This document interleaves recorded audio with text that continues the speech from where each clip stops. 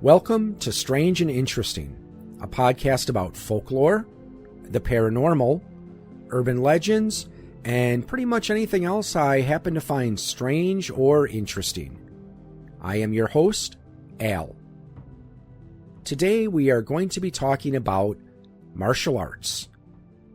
As a child of the 80s, I remember martial arts playing a role in the pop culture of the decade. I was born too late to grow up with the kung fu craze of the 60s and 70s. By the time I was old enough to watch action movies, ninjas were the big thing. And who wouldn't want to be a ninja? They were mysterious, deadly, and used a variety of cool weapons and tools. Characters like the Teenage Mutant Ninja Turtles and Storm Shadow from G.I. Joe helped popularize these warriors and cement their place as both heroes and villains in popular culture. Of course, we can't overlook the impact of karate. In my opinion, The Karate Kid is one of the iconic movies of the 80s. It went on to spawn its own franchise with sequels, merchandise, toys, the Cobra Kai series on Netflix, and of course, a Saturday morning cartoon. Actors like Chuck Norris and Cynthia Rothrock also helped popularize this martial art. Long before Chuck Norris became the subject of a list of facts about him, he made an appearance in the world of animation with a cartoon series called Chuck Norris Karate Commandos. And of course, Commandos was spelled with a K. In the late 80s, actors like Jean-Claude Van Damme and Steven Seagal helped popularize martial arts with hard-hitting action movies like Bloodsport and Above the Law.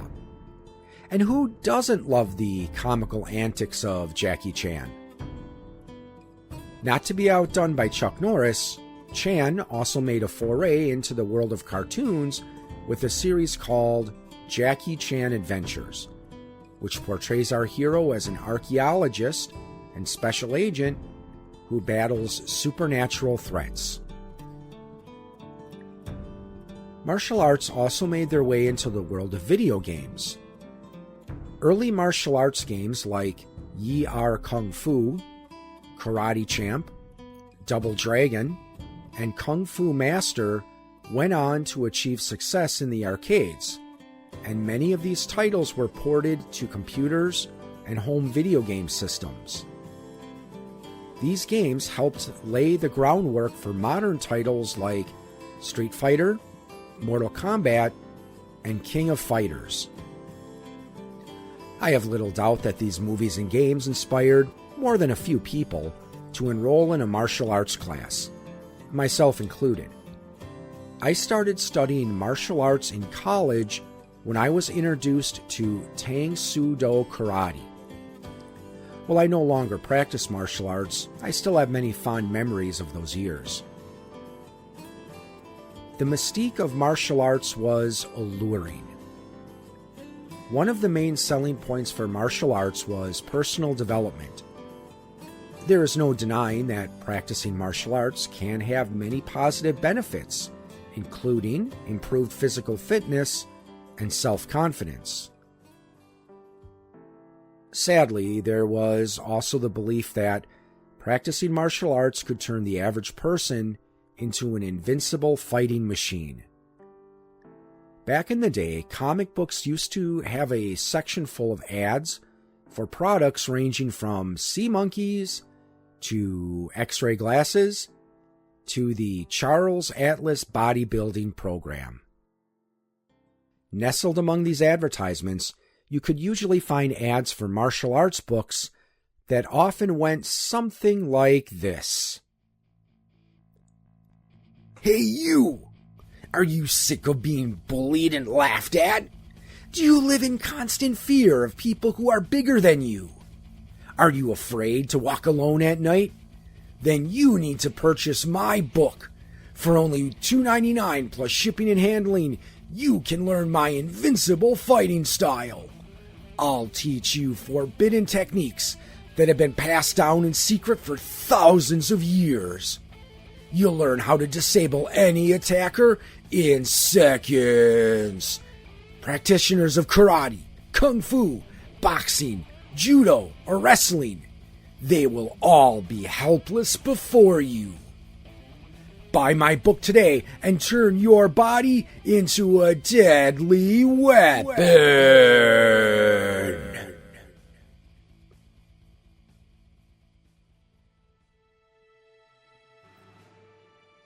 However, much of the mystique around traditional martial arts began to fade in the 90s. Perhaps, in part, thanks to the growing popularity of the Ultimate Fighting Championship, or UFC. Before I continue, I should mention I am not an expert on UFC or mixed martial arts. I only have a passing familiarity with the sport. My roommate in college did have a couple of VHS tapes of UFC events, so I have seen some of these fights. Keep in mind that was either late 1994 or early 1995, and the first UFC event was in November of 1993. Early UFC had no weight classes and only 3 rules: no biting, no eye gouging, and no groin shots. At this point, the organization was still young, and mixed martial arts had not yet developed into the sport it is today. The promoters pitched this event as a real-life video game with the promise of putting fighters from different styles in competition against one another. This was because the trend in fighting games at the time was emphasizing that each character practiced a different martial art. For example, in the popular Street Fighter II game, both Ken and Ryu practiced karate, E. Honda was a sumo wrestler, Balrog was a boxer, and Sagat was a Muay Thai master. As I recall, the most successful fighters back in the early days of UFC were usually grapplers, or people who had experience with both striking and grappling. Some people in the martial arts community saw this as a sign that perhaps traditional martial arts were not as effective as we once thought they were. And that brings us to the topic of today's show, Bullshido.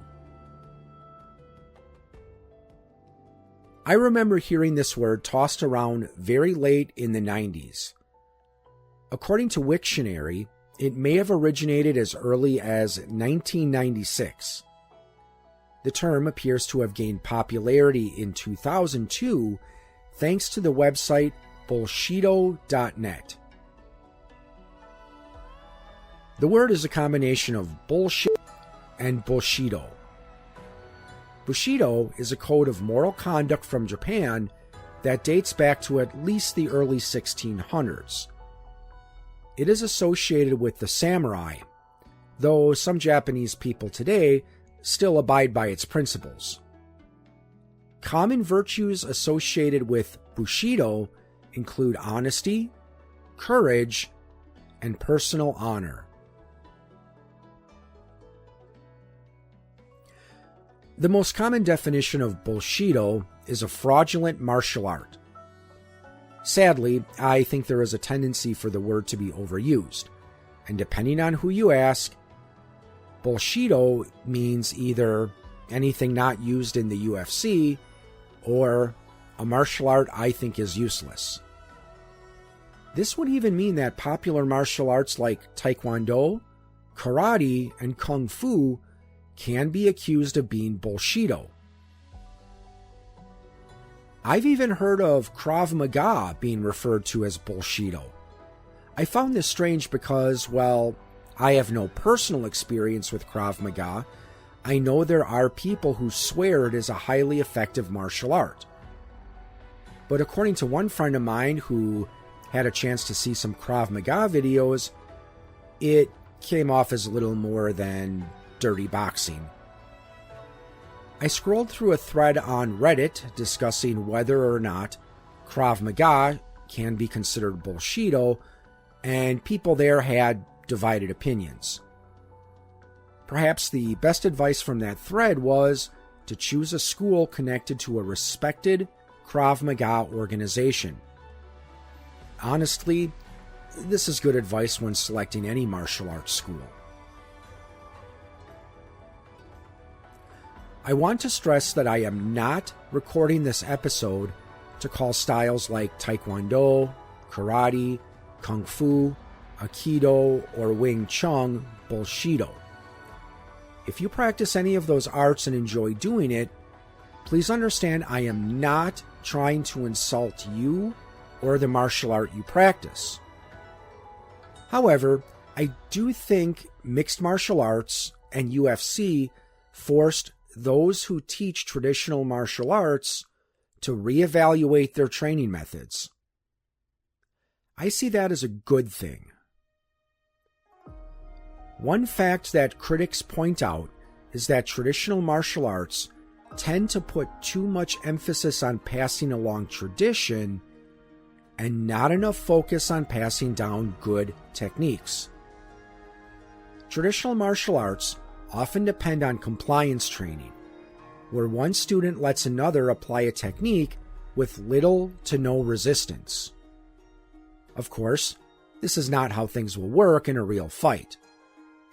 The better option is to focus more on sparring and pressure testing, which puts your skills against an actively resisting opponent. Obviously, the debate about whether traditional martial arts are effective and worthwhile anymore is not going to be settled in a single podcast episode. And, as I said before, I'm not here to insult anyone's martial art. However, I do think there are certain characteristics that practitioners of both traditional and modern martial arts can agree upon when identifying Bullshido. There are a couple of gray areas, though, when discussing if a martial art is Bullshido or not. The first is the topic of philosophy and moral teachings. Traditional martial arts, especially Taekwondo and some forms of karate, have various codes of conduct that students are expected to follow both inside and outside of class. The first martial art I studied, Tang Soo Do, had a 5-point code which included loyalty to country, obedience to parents, honor friendship, no retreat in battle, and in fighting, choose with sense and honor. Now, I don't think there's anything wrong with encouraging students to have a moral code of some kind, especially if you're teaching them techniques that could potentially hurt or even kill another person.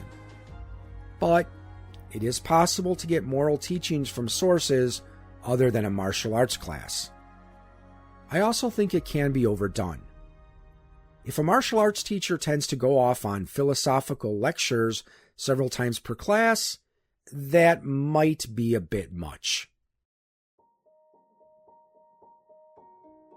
Along with philosophy, there's also the question of schools being run more like a business than a place to train in martial arts. I have never operated a martial arts school, but I'm sure running a dojo is not cheap. In addition to physical space, there's the cost of mats, equipment, utilities, advertising, and if I'm not mistaken, most martial arts schools have insurance just in case a student gets injured.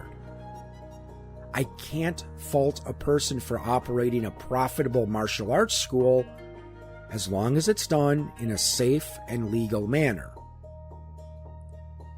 But this doesn't mean that a financially successful martial arts school is free from criticism. Two more terms you'll hear kicked around the martial arts community are McDojo and Black Belt Factory. Both refer to pretty much the same thing. A school that is believed to be more concerned with seeing how many black belts they can produce rather than any concern over whether or not those students are actually competent martial artists. Some people might disagree with what I'm about to say, but I do not believe that running a black belt factory alone makes a person a Bullshido master. It is possible to receive decent training from a McDojo, though it will probably cost you more than it would at most other schools. I used to train in American freestyle karate at a place that one might charitably call a McDojo. I found the training to be inferior to that which I received from previous martial arts instructors, but I did manage to learn some basic jiu-jitsu techniques while studying there. At least I can say the head of the school didn't teach no-touch knockouts. And here is where we leave the gray area and dive headfirst into true Bullshido. Two types of techniques that Bullshido masters love to teach are pressure points and no-touch knockouts.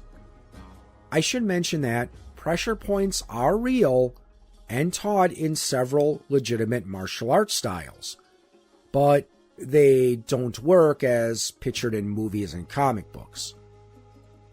Pressure points are areas on the body that, when subject to manipulation, cause pain and discomfort. These techniques might help someone escape a headlock or other grappling hold, but are unlikely to end a fight. Executing a pressure point technique correctly often requires a great deal of precision and would probably not work in a straight-up brawl. Another criticism of pressure points is that they do not work on everyone. I used to train in Kung Fu with a guy who was unbothered by pressure point techniques. I don't know if he had a high pain tolerance or was just built different, but it was certainly an eye-opener and demystified the power of pressure points for me. Pressure point techniques are well represented in popular culture. The monk class in Advanced Dungeons & Dragons 1st edition can learn a technique called the quivering palm. The bride from the Kill Bill movies has the 5-point exploding heart technique. Kenshiro, the protagonist of the Fist of the North Star series, made liberal use of pressure point techniques. Mr. Spock from Star Trek has his famous Vulcan neck pinch. Some versions of Doctor Who use a similar technique found in Venusian Aikido. The operative from the movie Serenity also demonstrates the ability to use attacks that paralyze the target by striking a vital area. Many martial arts-themed cartoons and comic books have a character who can immobilize opponents with a touch. Perhaps the most common name associated with pressure points is Dim-mak, or the Touch of Death. One of the most famous depictions of Dim-mak comes from the 1988 movie Bloodsport. Jean-Claude Van Damme's character is asked to demonstrate his mastery of the skill by breaking a specific brick located at the bottom of a pile of bricks, which he is able to do. This prompts a famous response from the movie's antagonist. Very good, but brick not hit back. The concept behind Dim-mak is that there are several paths in the body called meridians. Qi, or life energy, flows through these channels. Practitioners of Dim-mak believe disrupting the flow of energy along one of these meridians can cause pain, injury, and even death. In some cases, the effects of Dim-mak are not immediately visible. Properly executed, Dim-mak is believed to be capable of causing death to occur hours or even days later. One urban legend states martial arts legend Bruce Lee was killed by a Dim-mak technique that was applied weeks before his death. The no-touch knockout is another staple of the Bullshido community. There are many videos on YouTube supposedly demonstrating this concept in action. The belief behind no-touch knockouts is that a martial artist can focus his chi and cause an attacker to be stunned, thrown backwards, or even knocked unconscious, even if the martial artist didn't touch the attacker. These claims have never stood up to scientific scrutiny. One of the most infamous displays of Bullshido in action came when karate master George Dillman was interviewed by National Geographic. Dillman has long been associated with the use of pressure points in martial arts. During the interview, he declined to demonstrate his skill on one of the reporters and had a student do it instead. After the attempt failed, Dillman tried to explain that the reason the technique failed was perhaps because the scientist was a non-believer. No, wait. It was because he had his tongue in the wrong place. Or maybe it was because he had one of his big toes up and the other one down?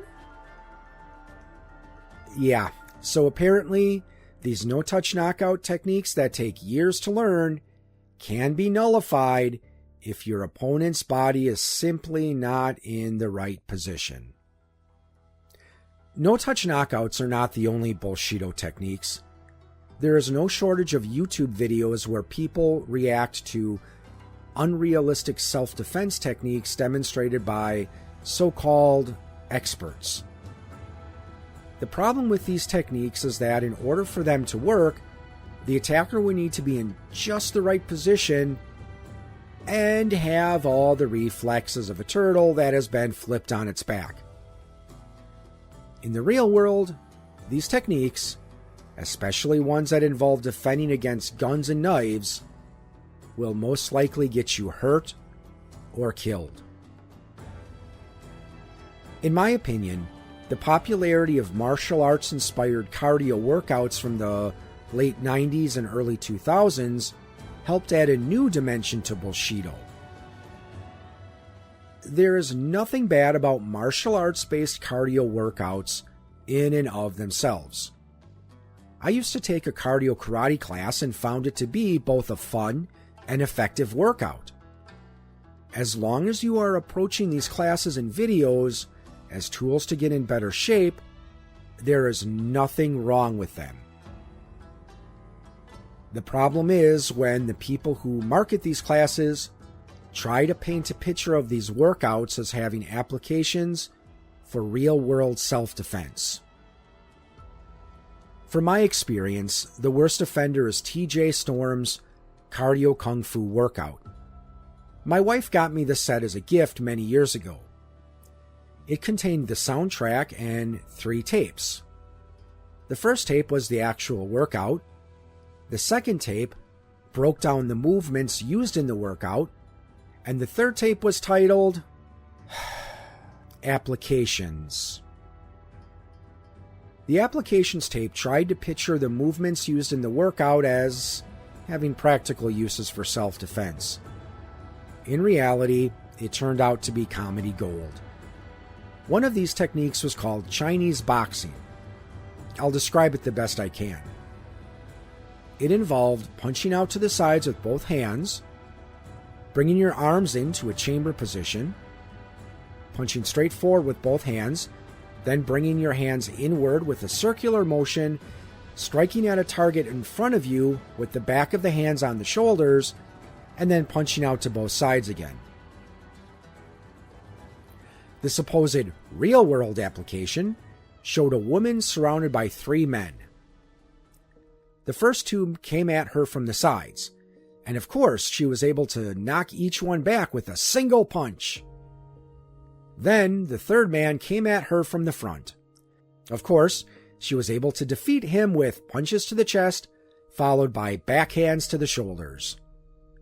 Then the first 2 attackers came back from the sides and once again tasted her fists. And the narration for the spectacle went something like this. Even though Stephanie is not a martial artist, look how easily she can take on her attackers. Honestly, you might as well try to find a combat application for jumping jacks. It would probably be just as effective. Now, to be fair to TJ Storm, I don't know if it was his idea to create a tape of supposed applications for these movements, or if he was forced to add it because some marketing executive thought it was a good idea. In any case, we can only hope the majority of people who watched the tape didn't take it seriously. But perhaps the biggest telltale sign of Bullshido is the one teaching it. Masters of Bullshido can share similar traits. They often claim to be masters of multiple martial arts, in some cases holding ranks as high as 8th or 9th degree. This in itself is unusual. Just to reach the rank of a 1st degree black belt can take anywhere from 3 to 5 years depending on the art. Most martial arts place the master rank at 4th or 5th degree, and reaching that level can take 10 to 15 years. Bullshido masters will usually make a variety of wild claims about their life story. A common characteristic among Bullshido masters is the claim to have served in the Special Forces, the Navy SEALs, or another elite military unit. The Bullshido master might also claim to have gone on top-secret missions and having earned a variety of prestigious medals for their service. He will claim to have studied under well-respected masters and fought in underground, no-holds-barred tournaments. If asked why he doesn't put his skills to the test in UFC or a similar organization, he will usually reply that his techniques are far too dangerous for mere combat sports. And of course, he knows forbidden techniques that have been passed down in secret since the dawn of martial arts. In general, a Bullshido master's claims cannot be verified. If a Bullshido master claimed to have served in the military and their records cannot be found, or if their records don't match their claims, it is common for them to claim that their records have been modified, expunged, or are so highly classified due to the nature of their missions that mere common folk like us aren't allowed to see them. Frank Dukes, whose life supposedly inspired the movie Bloodsport, was notorious for making exaggerated claims about his military service. To sum it up, if an instructor's biography sounds like it could serve as the backstory for the protagonist of an action movie, then you have probably found a Bullshido master. One video I recommend is The Crazy Culture of Fake Martial Arts Exposed by Rokas Leo from the YouTube channel Martial Arts Journey.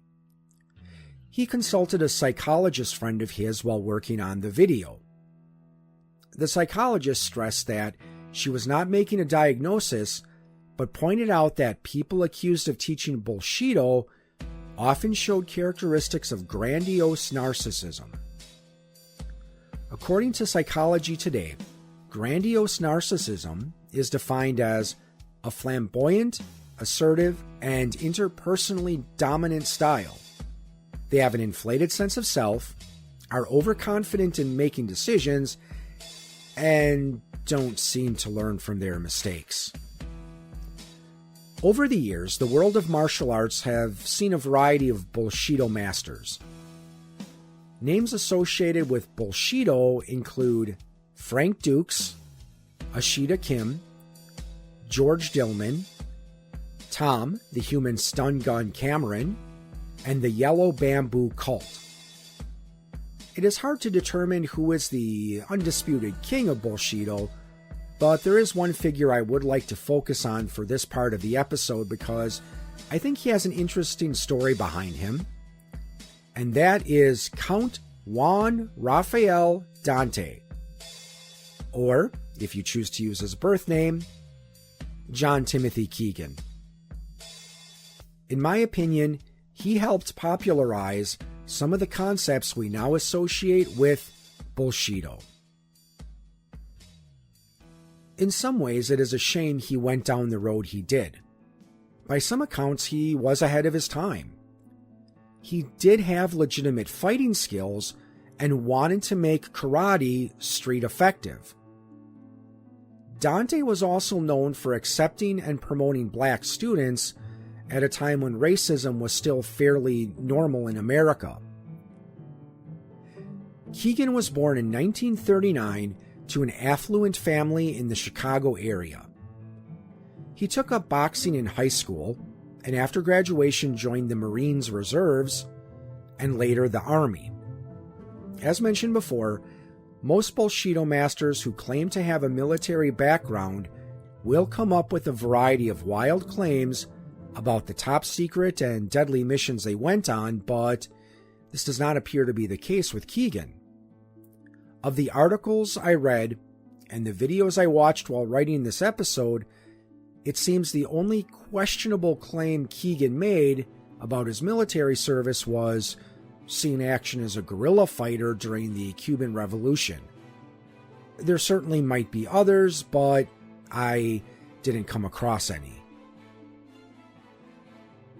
After he left the military, Keegan became the Midwest director of the United States Karate Association, or USKA. In 1963, Keegan promoted the first full-contact martial arts tournament in America, and would later go on to host other tournaments pitting practitioners of different martial arts against one another. Keegan would later leave the United States Karate Association and form the World Karate Federation.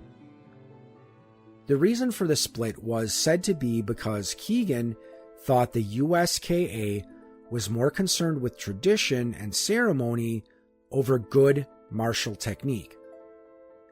This would lead Keegan to form his own martial art called the Dante system, also known as the Dance of Death.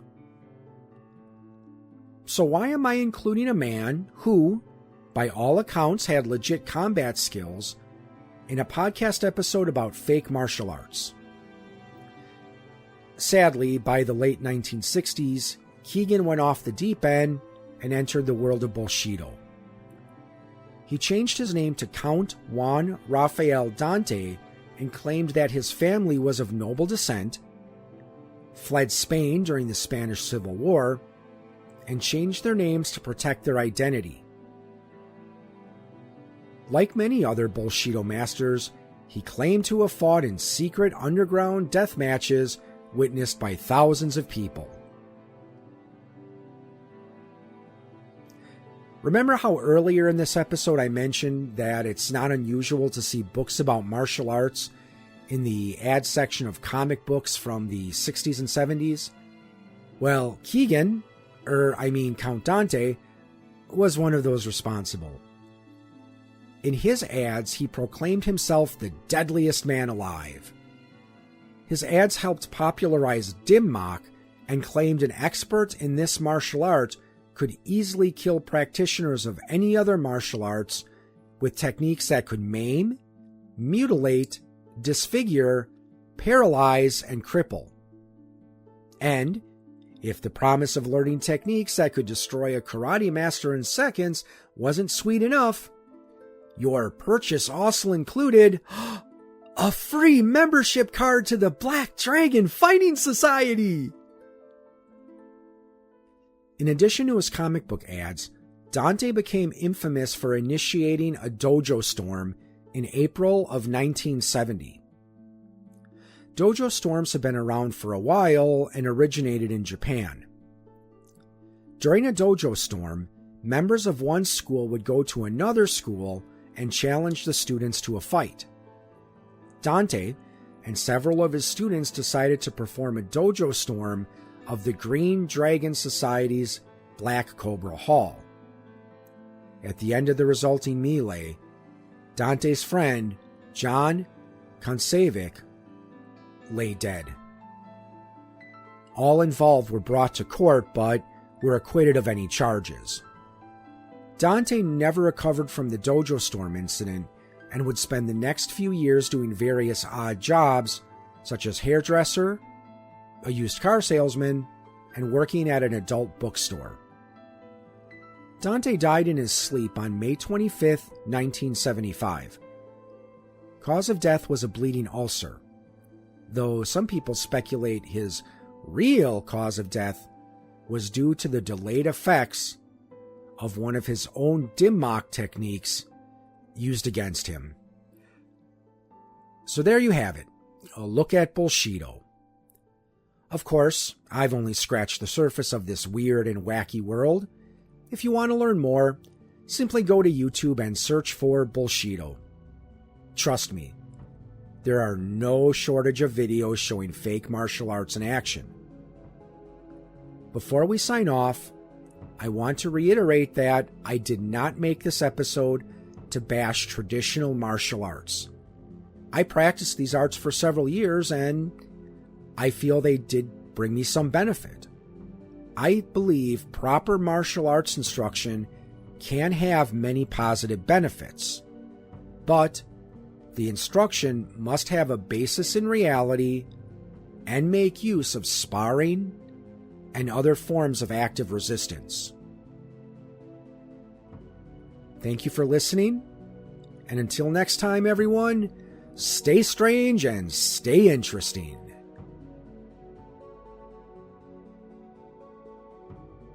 You have been listening to a presentation of Point of Insanity Game Studio. Visit us on the web at www.poigamestudio.com. Follow me on most social media sites at POI Game Studio, and check out my music channel on YouTube at Al Seeger Music.